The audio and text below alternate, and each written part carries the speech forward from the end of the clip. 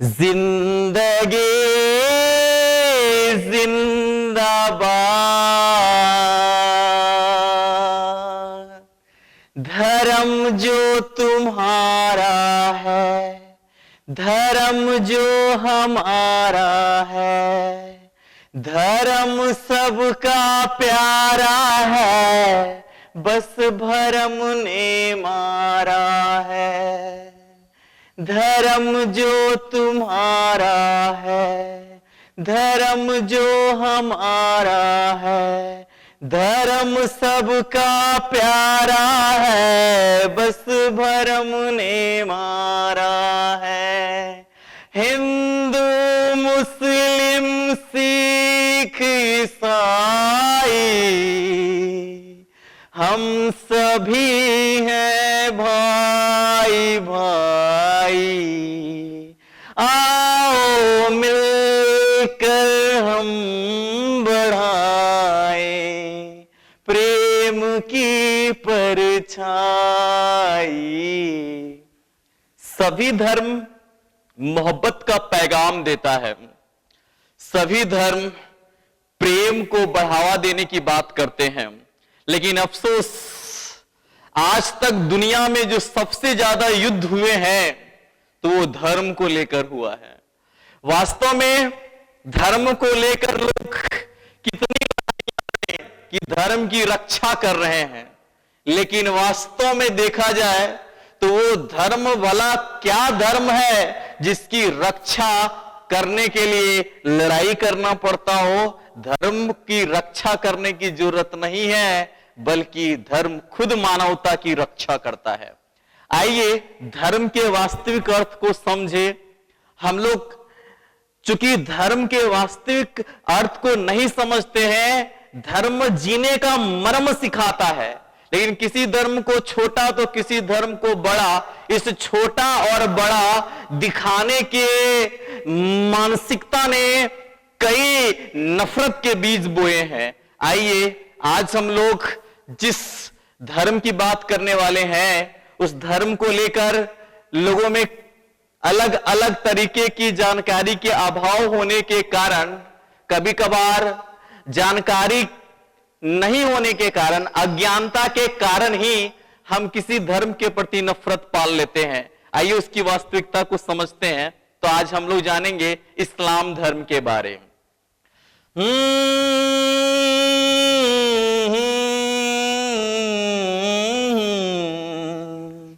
ला ला ला ला ला ला ला ला ला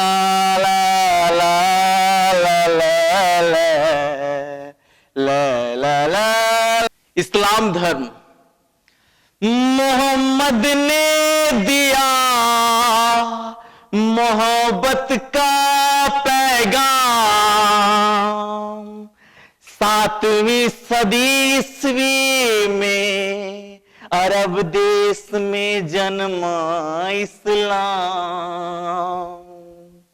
इस्लाम धर्म का उदय, इस धर्म का उदय कहां हुआ?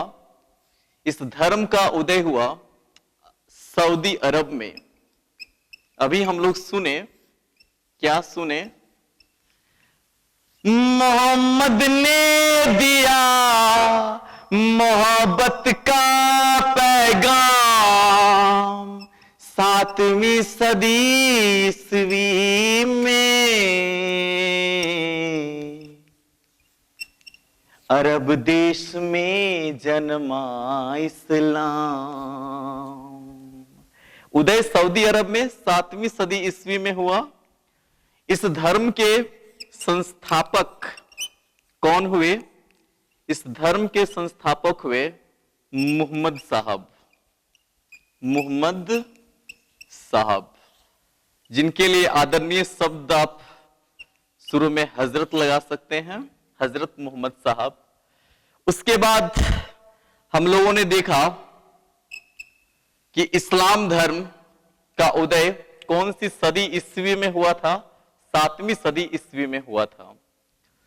अब यहां ध्यान देने योग्य बात यह है कि इस्लाम धर्म में जो ये इस्लाम शब्द लगा है, तो इस्लाम का अर्थ होता है समर्पण।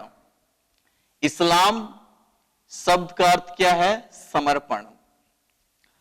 और जो अल्लाह को समर्पित हो जाते हैं, यानी अल्लाह को समर्पित जो हो जाते हैं, वही कहलाते हैं मुसलमान। तो मुसलमान शब्द का अर्थ क्या हुआ? अल्लाह को समर्पित। अल्लाह को समर्पित। जो अल्लाह को समर्पित हो गए वही मुसलमान कहलाते हैं। ध्यान देना है, अल्लाह शब्द अरबी शब्द है जो इस्लाम धर्म में ईश्वर के लिए प्रयोग किया जाता है। ईश्वर के लिए इस्लाम धर्म में दो नाम बहुत प्रचलित है, एक अल्लाह, एक अल्लाह जिसके लिए कई गीत भी हैं प्यारे प्यारे।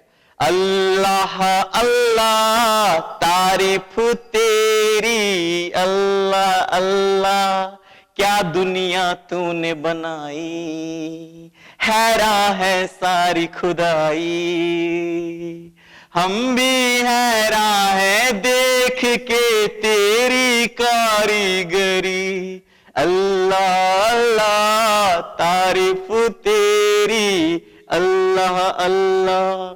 ये अरबी शब्द में अल्लाह कहा जाता है ईश्वर को, जबकि फारसी शब्द में खुदा कहा जाता है। फारसी लफ्ज है खुदा। उसके बाद जानना है, इस्लाम धर्म के जो संस्थापक मोहम्मद साहब हैं, इन्हीं से संबंधित चीजों को आप जान पाएंगे। लेकिन पहले जानिए कि इस्लाम धर्म जो है एक ईश्वरवादी धर्म है। एक ईश्वरवादी धर्म। इस धर्म में कलमा जो काफी सुनने के लिए मिलता है, जिसमें से कहा ही जाता है ला इलाहा इल्लल्लाह मुहम्मद रसूलुल्लाह। उसमें यह बताया गया कि अल्लाह एक है और उस ईश्वर के अलावे और कोई भी पूजनीय नहीं है, और जो मोहम्मद साहब हैं उनके रसूल हैं, अंतिम रसूल हैं। तो ध्यान देना है, इस्लाम धर्म में एक ईश्वरवाद को तौहीद कहा जाता है। तौहीद क्या है? एक ईश्वरवाद की धारणा है। इसके बाद मोहम्मद साहब के इस लफ्ज से ही हम लोग ढेर सारा जीकेजीएस निकाल पाएंगे। किस तरह से? देखिए, जब हम कहते हैं मोहम्मद, तो इस धर्म के विषय वस्तु को याद रखना बड़ा ही सरल है। इसको दो भागों में बांटिए, ये मुंह को अलग कर दीजिए और मद को अलग करिए। तो इस मुंह से निकाल लीजिएगा मक्का। क्या निकालेंगे? मक्का। और इस मद से निकाल लेंगे मदीना। मद से क्या निकाले? मदीना। इससे आप जान पाएंगे मोहम्मद साहब का जन्म कहां हुआ था? मक्का में हुआ था। कब हुआ था? तो 570 ईस्वी में हुआ था। फिर यहां से आप निकाल पाएंगे कि मदीना में मोहम्मद साहब की मृत्यु हुई थी। मोहम्मद साहब की मृत्यु कहां हुई थी? मदीना में। कब हुई थी? 632 ईस्वी में हुई थी। 632 ईस्वी में।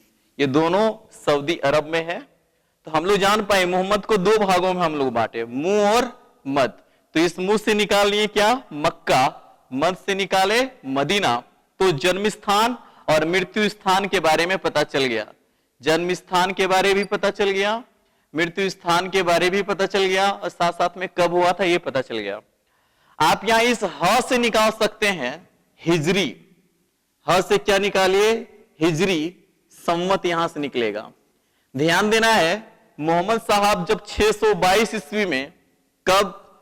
622 ईस्वी में जब मक्का से मदीना चले गए, तो एक स्थान से दूसरे स्थान में जाना कहलाता है हिजरत।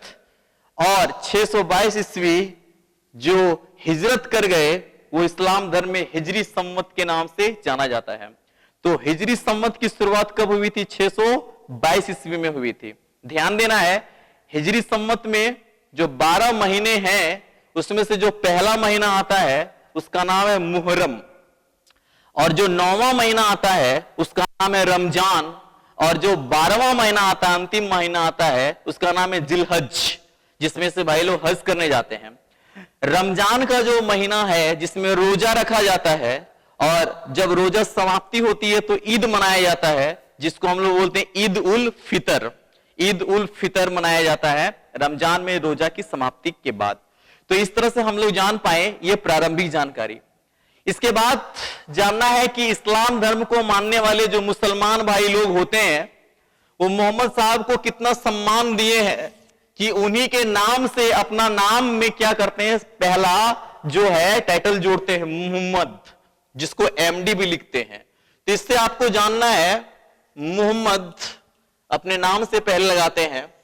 और इतना ही नहीं बल्कि इनके मम्मी पापा के नाम पर ही अपने मम्मी पापा को भी लोग बुलाते हैं। तो आप लोग ध्यान दिए होंगे मुसलमान भाई लोग अपने पापा को क्या कह के बुलाते हैं, अपने पिता को क्या कह के बुलाते हैं, अब्बू जान। क्या कहते हैं, अब्बू जान। क्यों कहते हैं, क्योंकि मोहम्मद साहब के पिताजी का नाम था अब्दुल्ला। क्या नाम था, अब्दुल्ला। इसी से वो लोग अब्बू जान कह के बुलाते हैं। और मुसलमान भाई लोग अपने नाम में तो मोहम्मद लगाएं, पापा के नाम से ही, इनके पापा के नाम से ही पापा को अब्बू जान कहें, जिससे अब्दुल्ला नाम पता चल गया मोहम्मद साहब के।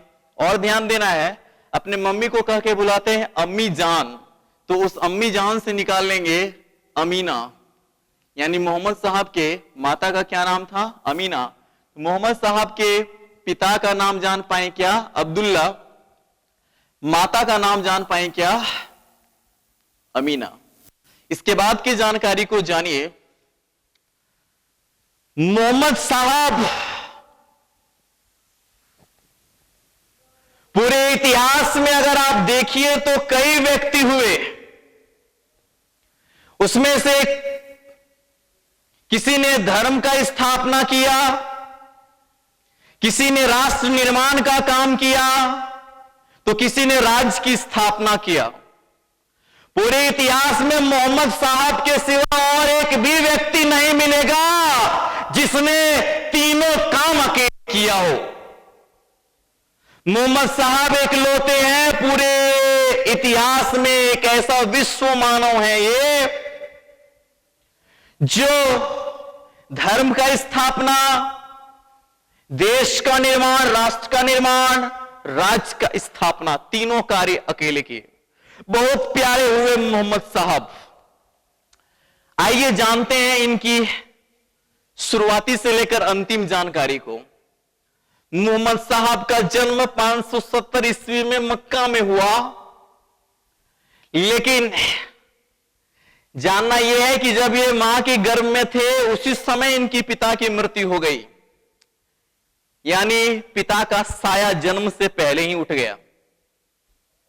जब इनका जन्म हुआ तो इनका नाम रखा गया मोहम्मद। ध्यान दीजिएगा कुरान में इनके दो नाम का जिक्र आता है, मोहम्मद और अहमद। कहते हैं फर्श पर ये मोहम्मद कहलाते हैं और अर्श पर ये अहमद कहलाते हैं। मोहम्मद का अर्थ होता है प्रशंसनीय। मोहम्मद साहब के जन्म के स्थान के बारे जानिए।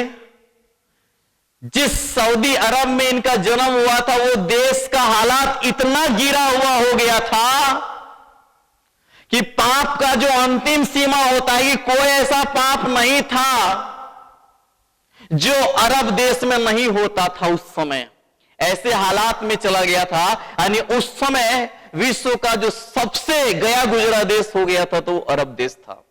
ऐसे हालात में एक खुदा के रसूल की जरूरत थी, खुदा के नबी की जरूरत थी, उस अल्लाह के पैगाम को पहुंचाने वाले पैगंबर की जरूरत थी। और उसी आह्वान ने मानव मोहम्मद का अवतरण किया। मोहम्मद साहब के जन्म के बाद इनका पालन पोषण जिस दाई मां ने की उसका नाम था दाई हलीमा। दाई हलीमा बड़े लाड़ प्यार से पाली पोसी और 5 वर्षों के बाद जब इनकी अम्मी जान अमीना को लौटाती हैं, और अभी अम्मी जान का मोहब्बत लाड प्यार मोहम्मद को मिलने ही वाला ही था कि 6 वर्ष की उम्र में ही थे, और इनकी अम्मी जान की भी मृत्यु हो जाती है। पिता बिछड़े, माता बिछड़ी, मानो ओ अल्लाह पहले से निर्धारित कर रखे हो कि बंधन मुक्त करना है इन्हें, विपत्तियों का पहाड़ देकर के इनके हृदय को मजबूत बनाना है। फिर इनके पालन पोषण का भार इनके दादा अब्दुल मुतलिब पालते पोसते हैं, लेकिन फिर यूं हुआ कि 2 साल के बाद दादाजी भी गुजर गए। दादाजी के गुजरने के बाद फिर इनके चचा जान अब्बू तालिब इनका संरक्षण करते हैं, और इस तरह से अपने चचा जान के साथ ही ये व्यापार के विभिन्न हिस्सों को देखते हैं और भेड़ बकरियां चराने का काम करते हैं। बिल्कुल अनपढ़ थे मोहम्मद साहब, लेकिन कहते हैं हम लाख पढ़ लिख ले, लेकिन हम प्रेम की भाषा को ना समझते हैं, जिसको कबीरदास कहते हैं, पोथी पढ़ी पढ़ी जग मुआ, पंडित भया ना कोई,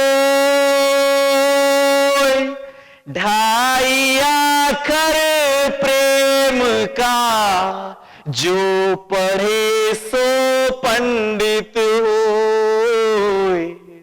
कहते हैं वो 2.5 अक्षर प्रेम का जिसने ना पढ़ा तो लाख पोथी पढ़ लिया हो, कोई काम का नहीं। उसी प्रेम, उसी करुणा, उसी मानवता को पढ़ें, मानो आसमान के नीचे भेड़ बकरियों को जब चराते। लेकिन एक बड़ा अनोखा संयोग है, लगभग जितने अवतारवाद या पैगंबर को देखेंगे आप तो पता चलेगा उनका चरवाहा व्यवसाय से बड़ा अद्भुत संयोग रहा है।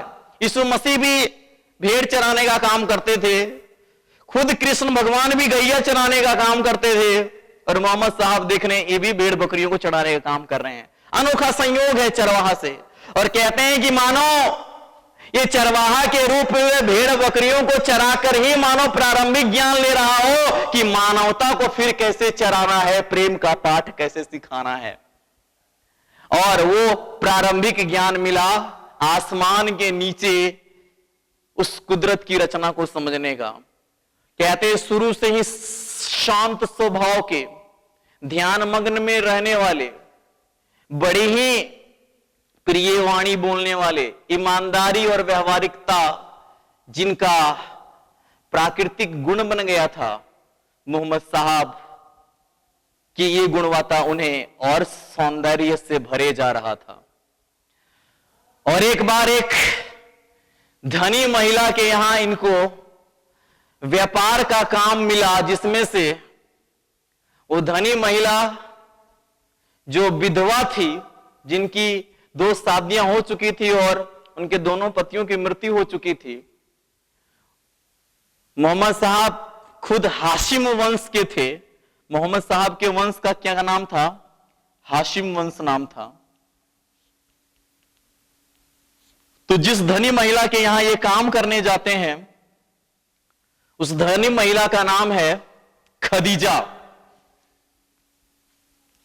खदीजा के व्यापार में जैसे ही शामिल होते, ऊंट का व्यापार था, जैसे ही शामिल होते मोहम्मद साहब, इनका व्यापार इतना बढ़ता है, इतना बरकत करता है, इतना बरकत करता है कि खदीजा इतनी खुश होती हैं कि सोची इससे ईमानदार, इनके इतने सुंदर गुण, जी करता है मैं इनके साथ निकाह कर लूं।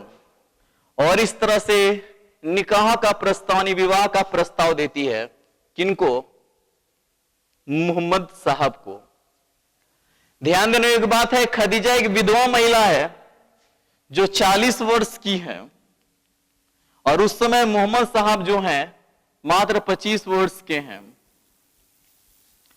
कहते हैं यहां एक चीज हम देख सकते हैं कि दोनों का जो विवाह है ये वास्तव में विधवा विवाह या विधवाओं की सम्मान के काम करते हैं। मोहम्मद साहब अपने चचा से पूछते हैं कि क्या करूं, तो चचा कहते हैं क्या तुम्हें खदीजा से मोहब्बत है? तो अब हम लोग यहां देख रहे हैं एक 40 वर्ष की विधवा है, 25 वर्ष के ये हैं, लेकिन कहते हैं मोहब्बत जो होता है कहां देखता है उम्र का, कहां देखता है जात पात। इसलिए तो कहा गया है ना उम्र की सीमा हो ना जन का हो बंधन, जब प्यार करे कोई तो केवल देखे मन। मन मिला और इस तरह से मोहम्मद साहब ने खुद को जोड़ दिया खदीजा से, बाकी सब छोड़ दिया उस खुदा पे। और इन दोनों से एक संतान उत्पत्ति होती है जिस पुत्री का नाम है फातिमा। खदीजा से ही जन्मी थी फातिमा। ध्यान देना है एक सुखी संपन्न घर में, चूंकि विवाह हो चुका था इसलिए अब धन दौलत की कमी नहीं थी, अब इन्हें एक शांति की खोज थी। तो इनकी पत्नी खदीजा भी किसी भी प्रकार का व्यवधान नहीं डालती। तो मक्का से 3 मील दूर में एक हीरा नामक पहाड़ी पर एक गुफा था, उसी गुफा में जाते थे और एकांत में बैठते थे। मोहम्मद साहब एकांत में खोते चले गए और 610 ईस्वी की बात है जब ये 40 वर्ष के हो गए मोहम्मद साहब। 610 ईस्वी में उसी हीरा नामक गुफा में एक फरिश्ते की आवाज गूंजती है और उस फरिश्ते ने अल्लाह का पैगाम लाया था जिसका नाम था जिब्रील। और कहते हैं चूंकि मोहम्मद साहब पढ़े लिखे नहीं थे, वो आवाज गूंजती रही और कहते हैं उस फरिश्ते जिब्रील ने जो ज्ञान दिया मोहम्मद साहब को वही कुरान के रूप में फिर अवतरित हुआ और फिर एक नए धर्म का उदय हुआ, इस्लाम धर्म। उन्होंने उस समय प्रचलित जितने भी कुप्रथाएं थी, जो मूर्ति पूजा से लेकर के अंधविश्वास से लेकर के पशु बलि से लेकर के कई व्यभिचार थे, सबका विरोध किया। कितना मुश्किल रहा होगा मोहम्मद साहब के लिए कार्य कि जो उस समय एक साथ कई ईश्वर को मानते थे उनके लिए पैगाम दे रहे हैं कि ईश्वर एक है, अल्लाह एक है। और इस तरह से मक्का में इनका विरोध होने लगा, कई युद्ध भी लड़े। लेकिन ध्यान देना है इनके साथ में जो खुदा का पैगाम पहली बार जो सुनी, यानी पहली जो मुसलमान बनी इनकी पत्नी खदीजा थी। यानी मोहम्मद साहब की पहली शिष्या कौन बनी थी? खदीजा। और कहते हैं जब तक खदीजा जीवित रही तब तक ये विवाह और नहीं किए, हालांकि ये बहु विवाह किए थे। और ध्यान देना है अबू बकर की बेटी आयशा से इनका विवाह हुआ था। वो वही अबू बकर जो इस्लाम धर्म के प्रथम क्या बनेंगे? खलीफा बनेंगे। ध्यान देना है 622 ईस्वी में ये चूंकि मक्का में काफी विरोध होने लगा तो मक्का को छोड़ करके ये मदीना आ गए। मदीना में इन्हें काफी स्वागत किया गया और इन्हें एक राजनेता के रूप में प्रसिद्धि मिली। इस्लाम धर्म को फैलाने का इतना सुंदर मौका मिला कि जीते जी पूरा अरब देश में इस्लाम धर्म का आधिपत्य हो गया। उस समय की कुरीतियां मिटी, एक राष्ट्र एक धर्म का स्थापना किए। कौन? मोहम्मद साहब। और अंततः कहते हैं इस धरती पर जो आए हैं एक दिन तो जाना है। और 632 ईस्वी में इनकी मृत्यु हो जाती है।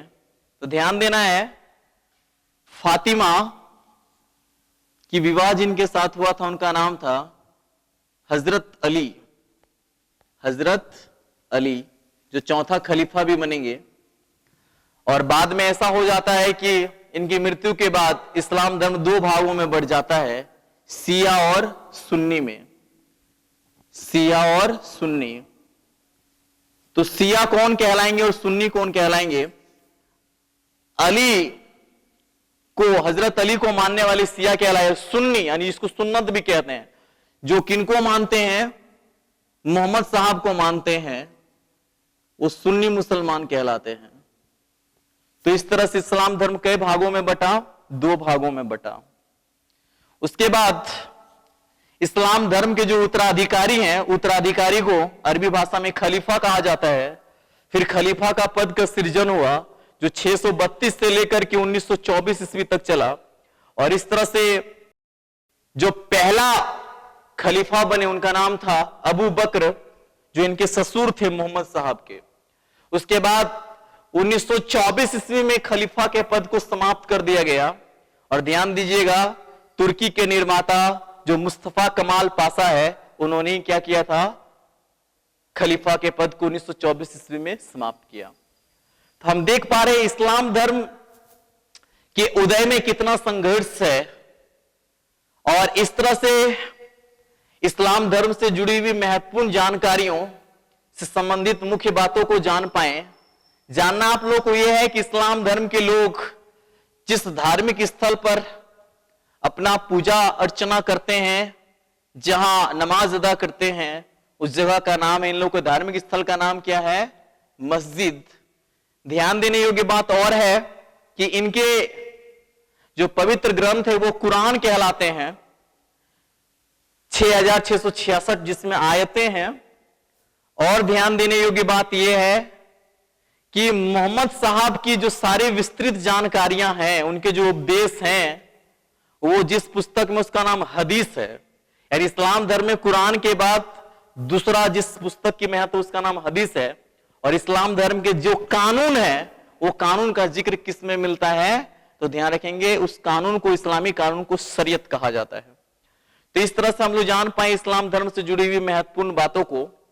ध्यान देने योग्य बात यह है कि ये लोग मानवता के यूं ही पुजारी नहीं बन गए, इसके पीछे महत्वपूर्ण जानकारियां भी हैं। क्या जानकारियां हैं? आज भी उन दृश्य को देखा जा सकता है, हीरा नामक गुफा को देखा जा सकता है। मुसलमान भाई लोग जहां हज करने जाते हैं, जहां पर कहते हैं 360 मूर्तियों को गाड़ करके वहां पर जो अभी काबा का निर्माण किया गया है, वही काबा, काबा नाम इसलिए पड़ा, वो क्यूबिक आकार का है, घनाभ आकार का, घनाकार है वो, जहां पर हज करने लोग जाते हैं। और वही काबा की दिशा में मुंह करके मुसलमान भाई लोग नमाज अदा करते हैं, नमाज पढ़ते हैं, उधर ही क्या करते हैं? पूजा करते हैं।